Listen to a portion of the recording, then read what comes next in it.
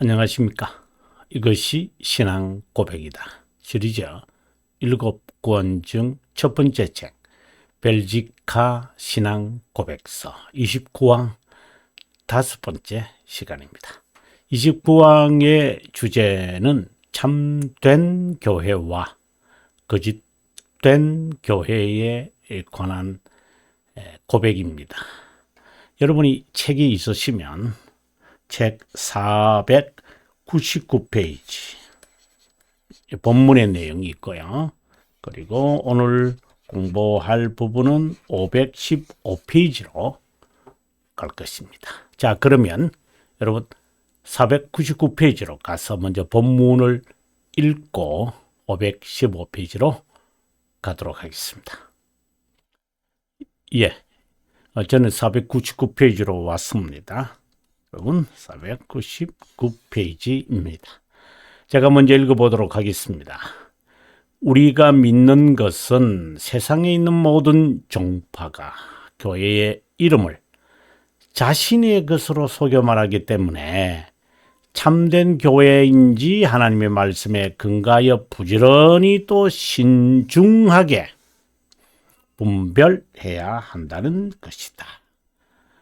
여기서 우리는 선한 자와 함께 섞여 있고 교회 안에 형식적으로 있지만 속하지 않은 외식주의자들에 관해 여기선 말하지 않겠다. 단지 여기서 말하고자 하는 것은 참된 교회의 몸과 교제가 자칭 교회라고 참 어처구니 없지만 모든 종파와 구별돼야 한다는 것이다. 참된 교회로 알려진 표지는 다음과 같다.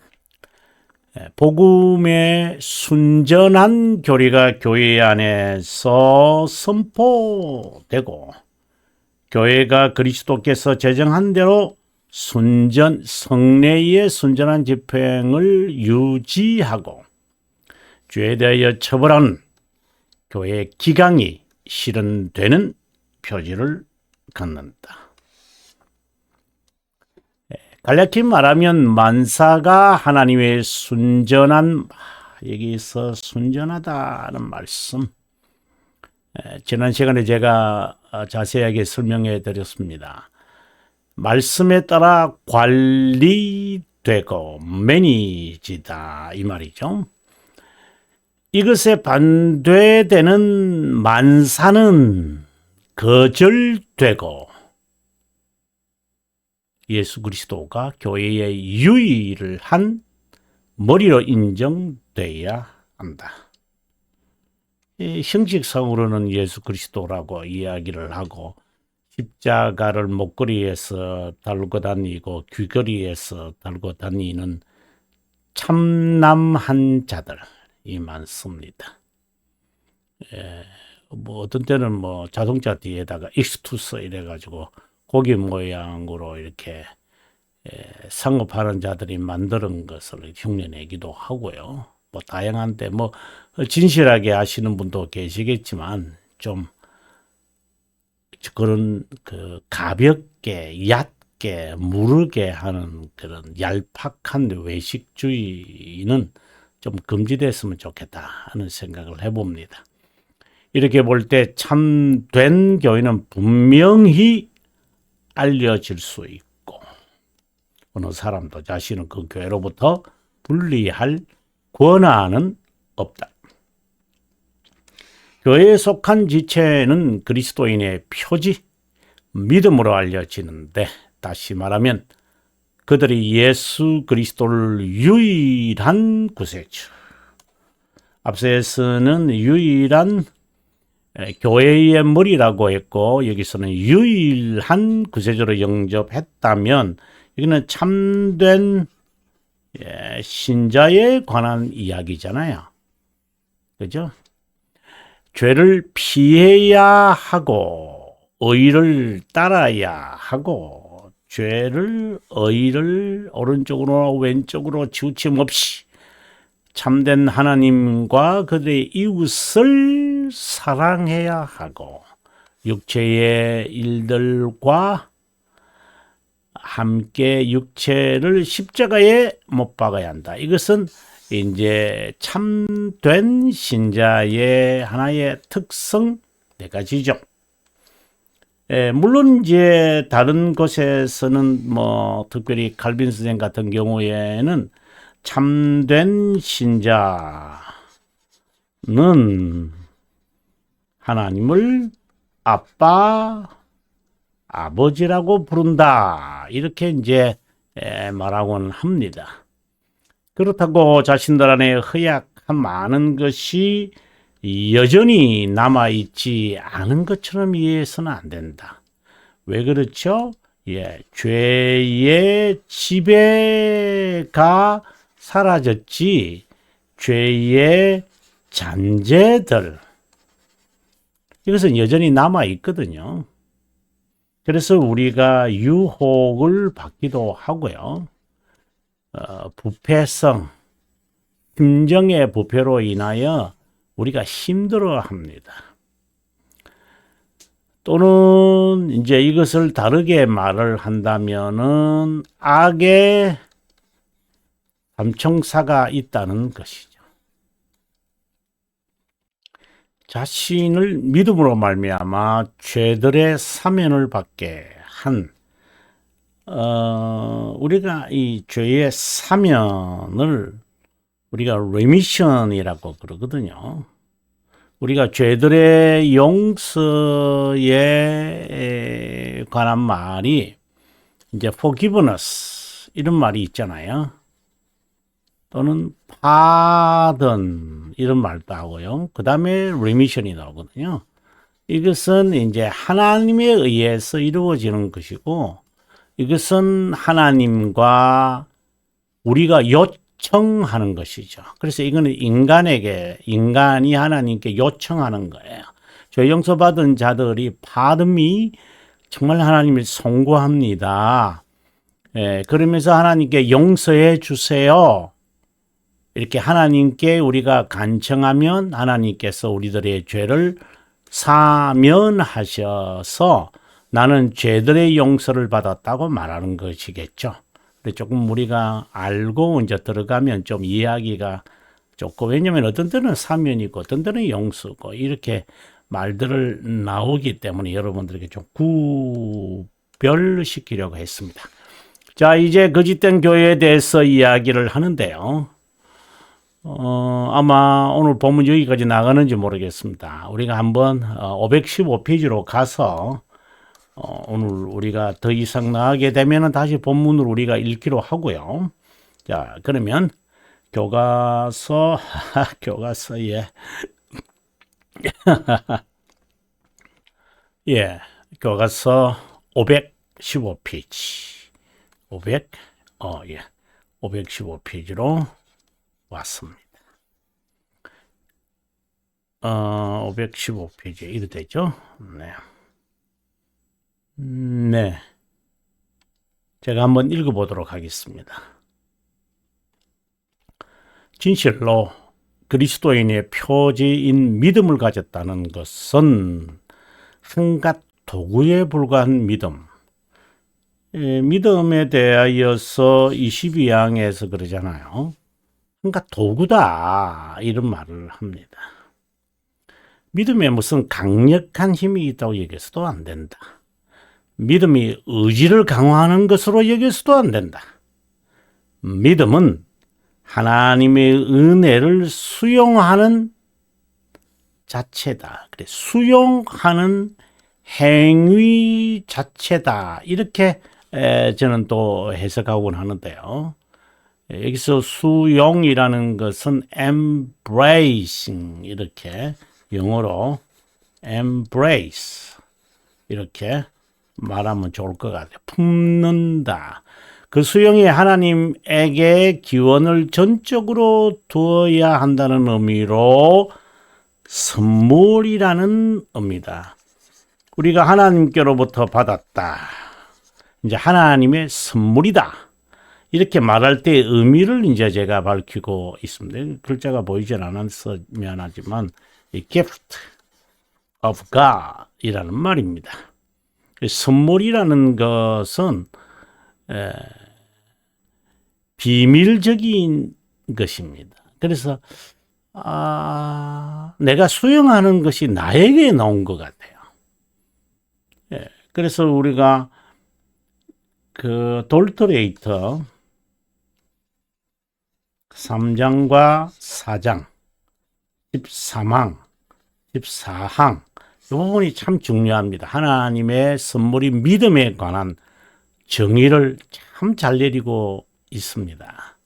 거기에 보면은 내가 자발적으로 내가 수용하고 내가 믿고 그런 것 같아요. 근데 실제로는 하나님이 우리의 심정에 직접 주입하시고 그리고 믿게 하셨다. 그래서 하나님의라는 것은 기원을 말하고 선물이라는 것은 비밀적이다라는 의미를 담고 있습니다.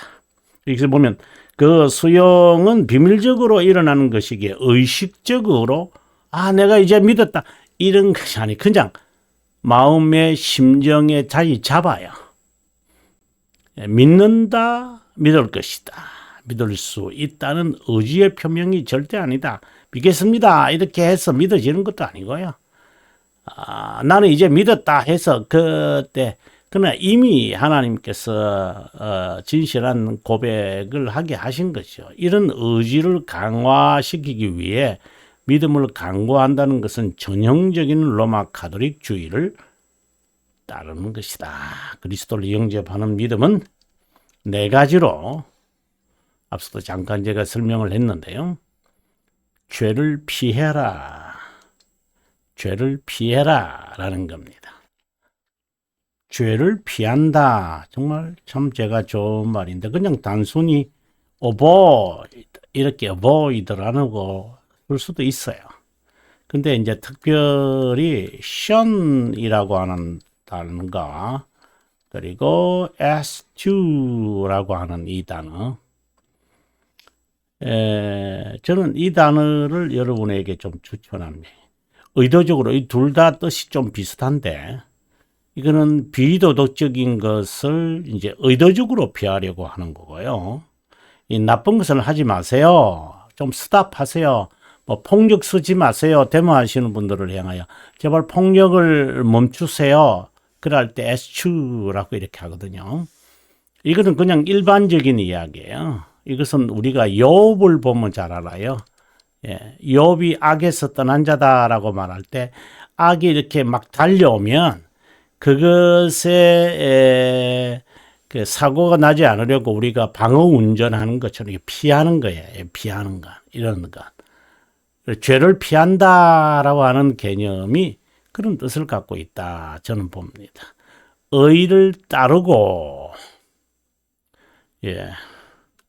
의를 따르고 참된 하나님과 이웃을 사랑하고 육체의 지체를 육체 자체를 잔재를 십자가에 못 박는다. 이 갈라디아서 5장의 말씀에서 잘 드러나죠.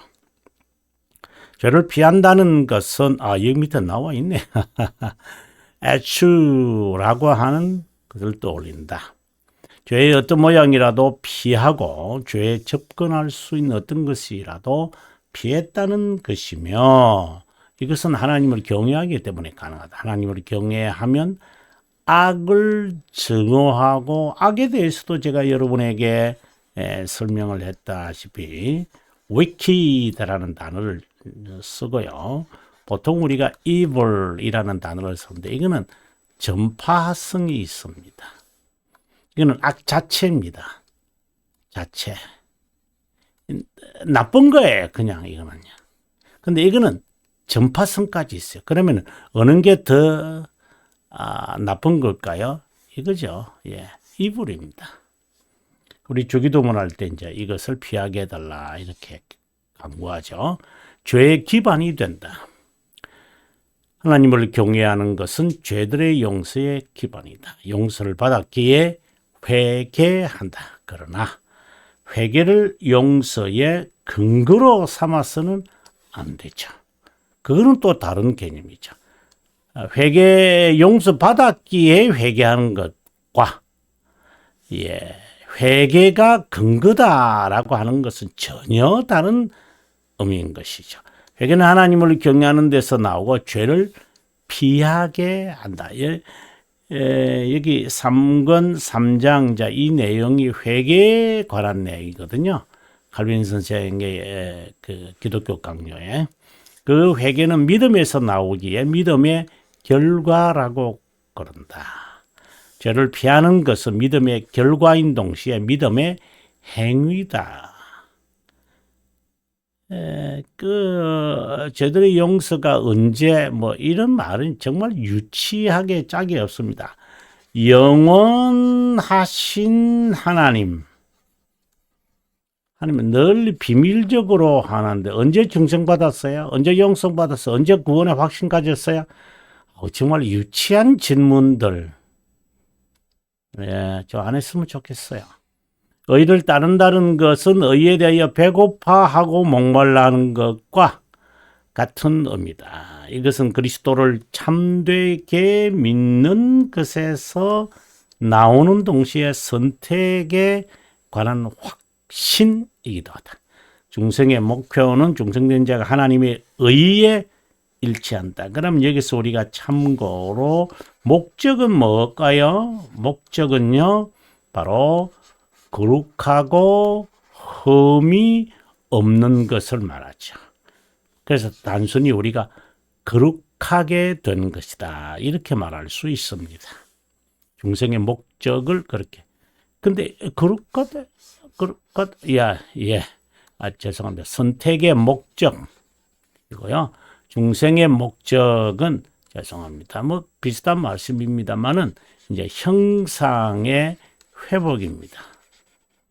이것도 됩니다. 여러분, 거룩.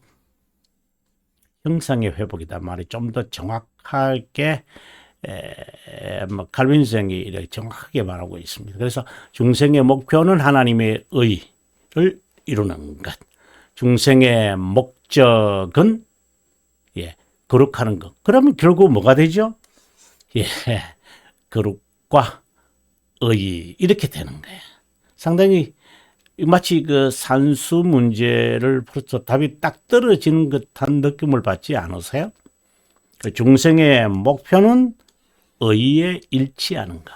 중생의 목적은 거룩이고 결국 그 중생의 목적은 형상회복이다. 이렇게 말을 한다. 그래서 목적을 거룩이다. 목표를 의다. 결국은 뭐죠, 이게요? 하나님의 형상이다. 이렇게 되는 거죠.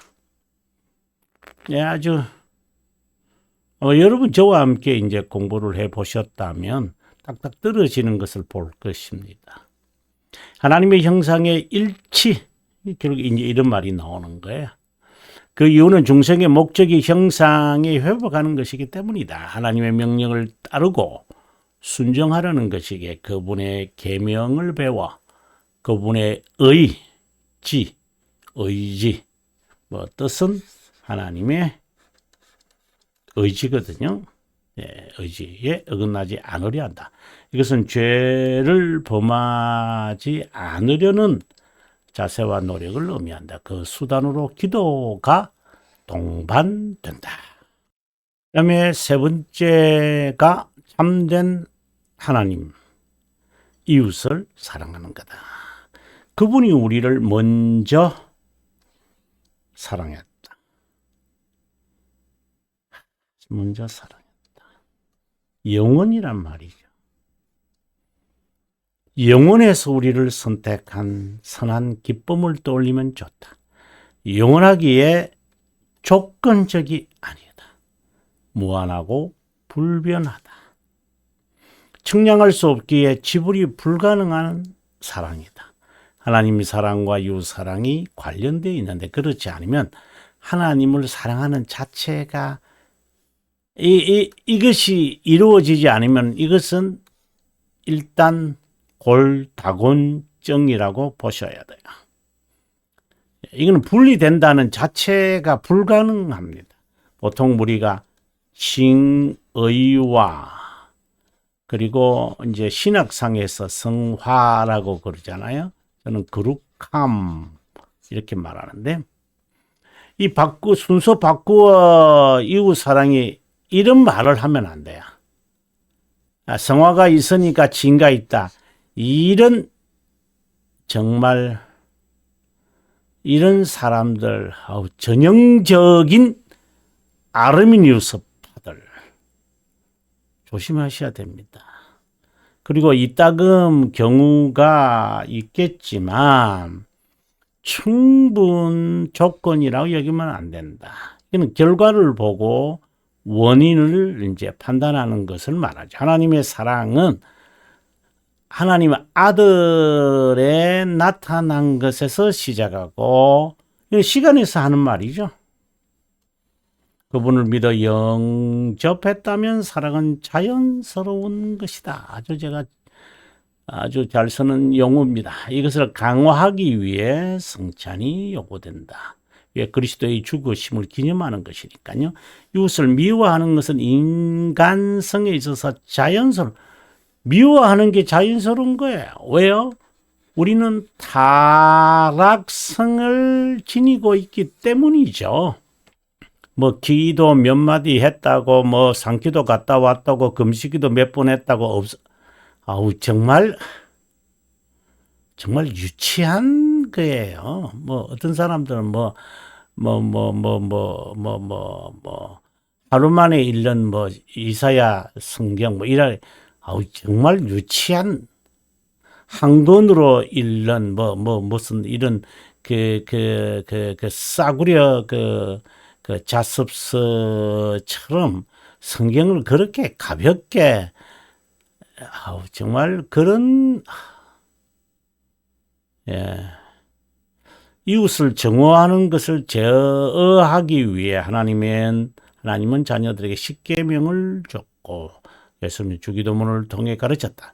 저는 하이델베르그 여러분 제 주석한 것을 보시면 알지만 하이델베르그가 순서상으로 본다면 사도신경, 십계명 그리고 주기도문이잖아요. 그래서 이 참 의미가 있는 것 같아요. 고백을 먼저 하고 우리가 이제 사도신경에서 고백하잖아요. 그 다음에 우리가 십계명에서 삶을 점검하죠. 그리고 주기도문에서 은혜를 보존하는 거죠. 이제 이런 거 제가 주석을 하면서 참 많은 것을 깨달았습니다. 육체의 잔재와 싸워야 한다. 참된 회개, 거룩함, 견인을 의미한다. 가장 핵심적인 거죠. 견인. 이것은 어떻게 본다면은 교회론과 같아요. 여러분, 신학에서는 교회론이다. 이렇게 보는 게 좋아요. 참된 회개는 옛 사람 죽이기와 새 사람 살리기. 하이델베르그에 있죠. 칼빈 선생도 이 말하고 하는데요. 참된 신자가 이 세상 삶에서 늘 직면하는 악의 삼총사. 늘 기억하라고 했죠. 이게 자세하게 우리 보시면 제가 항목을 쭉 썼습니다만은 참고 내용인데요. 칼빈도 여기서 말하거든요. 악의 삼총사. 해설자용은 제가 이제 이 연구자용 해설하는 거고요. 돌돌의 뜻에서도 말하고요. 신앙고백서에서도 말하고요. 대결이 문답에서도 말을 하고 있어요. 악의 삼총사. 그 중에 하나가 이제 육체의 잔재죠. 우리의 육체에 남아있는 잔재. 육체는 욕망은 우리를 지배하여 하나님의 계명을 불순종하게 한다. 그리고 세상은 영적 전투장이다. 승리를 위해 구원을 얻기 위해 전투하는 것이 아니다. 조건이 아니라는 말이죠. 노 조건이다. 견인을 의미한다. 이 전투는 회개에서 시작하고, 회개는 어디에서 나온다고 했지요? 예, 믿음에서 나옵니다. 거룩함으로 진행하고, 이건 다른 말로는 성화지요? 네. 그리고 견인으로 거룩함을 이루어간다. 보통 견인과 거룩함, 즉 성화를 이제 헷갈릴 때가 있어요. 예, 거룩함은 상태를 말하는 것이고 견인은 실제적인 것을 말하잖아요. 자, 신자가 이 세상에서 완전한 거룩함을 이룰 수 없다. 그건 거짓말입니다. 하지만 목표로 삼아야 합니다. 이루지 못하는 이유는 육체의 모든 부분에 도사리고 있는 죄의 잔재들과 영에 대한 육체적 욕망 때문. 육체와 싸우라는 것은 성령의 도움으로 영적 전투를 수행하라는 겁니다. 이원론자나 수도사들처럼 육체적 이렇게 금욕을 하면은 이들이 주로 이제 이 자들의 이제 3단계잖아요. 이 3단계거든요. 1단계가 금욕이에요. 금욕을 하면 어떻게 되나요? 예, 금욕을 하면은 내가 정결하게 돼요. 정결하게 되어지면 이제 금욕은 이제 정결을 위한 거거든요. 그러면 청결을 위한 것도 이렇게 말할 수 있어요. 그렇게 하고 나면은 내가 조명이 돼요. 내 밝아져요. 눈이 밝아진다는 거예요. 세 번째는요. 그러면 신과의 접촉이 일어나요. 이것을 그들은 원하잖아요. 이걸 우리가 다른 말로는 명상이라고 하거든요. 명상의 시간. 이런 것든 망언을 하는 지도자가 있으면 여러분 딱 돌아서십시오. 명상 이런 단어, 이게 contemplation이란 말이거든요. contemplation라는 말인데 이거는 신과 접촉하는 것을 말합니다. 그러면 우리는 보통 meditation이라 그러잖아요. 네, 메디테이션. 이게 묵상이거든요. 묵상이라는 이 원어의 뜻은 작은 소리로 엎조린다. 그래서 성경에는 엎조린다 이런 말을 쓰는데요. 조금 더 정확하게 표현을 하면은 제가 좀 낙서를 좀 하는 걸 좋아하지는 않는데 여러분에게 설명하려다 보니까 제가 말하는 것보다는 보통 자막이 나가면 괜찮은데 자막보다는 이게 좀 더 낫지 않겠나 하는 생각을 해서 제가 이렇게 합니다만은 엎조린다. 작은 소리로 엎조린다. 이걸 묵상이란 말이거든요. 좀 더 정확히 영어로 표현하면 이렇게 말을 해요. Think. 생각해라. 어떻게? loudly. 시끄럽게 생각해. 혼자 중얼중얼. 이게 묵상이거든요. 그냥 가만히 눈 감고, 그건 잠자는 거죠. 잠자는 것하고 묵상하고 헷갈리면 안 돼요, 여러분. 마치 소나 대쇠김 하는 동물들을 보면 계속 입을 이렇게 오물오물 하잖아요. 그러한 모습이 묵상이라고 생각하시면 돼요. 수도사들은 이 3단계를 하는 거예요. 그러나 우리는 묵상입니다. 자, 계속해서 읽어보도록 하겠습니다. 금령을 의미하지도 않고 세상을 정화하라는 것이 절대 아니다. 그 육체와 싸우라는 것이지 정오하지 말고 경멸해야지요. 경시해야 돼요. 육체와의 전투가 매우 피곤하므로 하나님은 일주일의 안식, 즉 주일을 허락하셔서 영적 쉼을 베풀어 말씀을 통해 영의 전투에서 쉬는 것을 허용하신 것이다. 예, 여러분 오늘 여기서 쉬도록 하고요. 다음 시간에 뵙도록 하겠습니다. 시청해 주셔서 고맙습니다. 남은 시간 행복하십시오.